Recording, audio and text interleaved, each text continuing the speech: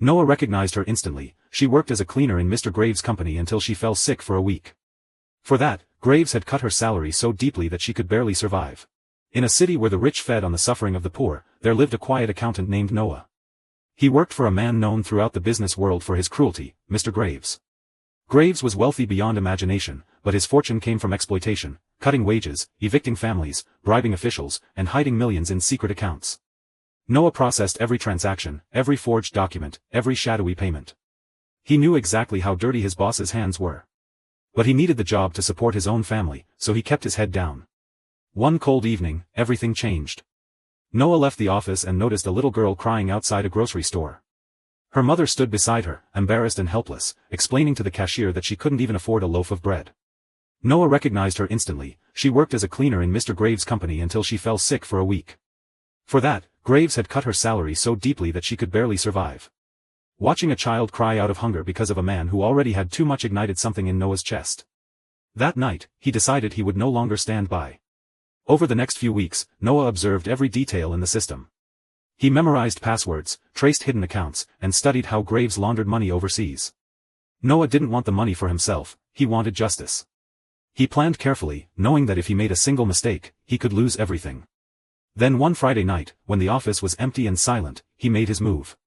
Sitting at his computer, he transferred $5 million from Graves' secret offshore accounts into anonymous charity funds, hospitals struggling with debt, shelters on the brink of closing, orphanages with leaking roofs, and even rent relief funds for employees Graves had pushed to the edge. When he was done, he wiped the digital trail clean, or at least that's what Graves believed. The next morning was chaos. Graves stormed through the office like a madman, firing staff, threatening lawsuits, shouting accusations at anyone who crossed his path. But Noah sat calmly at his desk, typing numbers as if nothing had happened. Meanwhile, across the city, mothers woke to find their debts erased. Orphans received new beds and warm clothes. Homeless shelters stocked their kitchens for the first time in months. Newspapers lit up with headlines about a mysterious guardian angel saving hundreds overnight.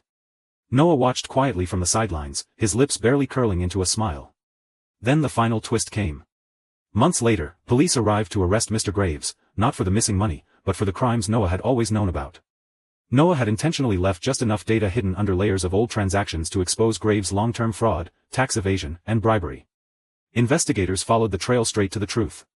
Graves screamed, denied everything, blamed everyone, but it was over. His empire collapsed. Noah was never suspected. He kept living a simple life, walking the same humble streets, blending in with everyone else. People called the mysterious donor the ghost of justice, but no one ever discovered the quiet accountant behind it all. And each time Noah passed a family laughing in a home they no longer feared losing, or a child eating a warm meal, he felt peace. He never needed recognition, their happiness was enough.